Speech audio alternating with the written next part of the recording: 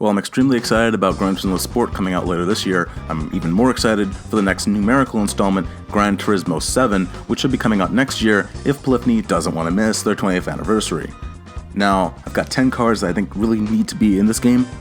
Starting off the list is Honda's Civic Rallycross race car. Now, this thing has style and substance. It's got over 600 horsepower and is expected to hit 60 in less than 2 seconds.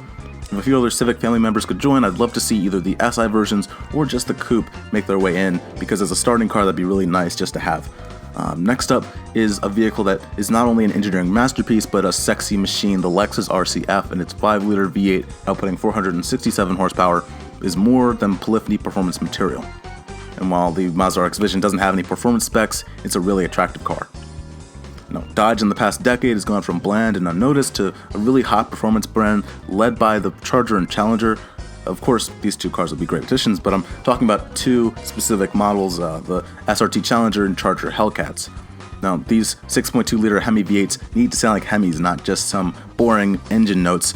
And since I'm mentioning muscle, I want to have two other contenders, the Shelby GT350R and the Camaro ZL1.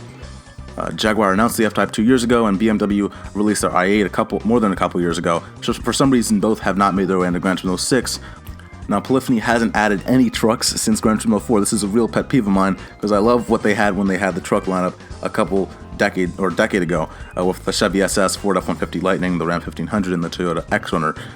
Can we at least get an F-150 Raptor, Chevy Reaper, or at least a Tacoma TRD Pro? I mean, one will be just fine, but just breathe some new life into this segment, because having decade-old trucks is kind of weird when you don't update it.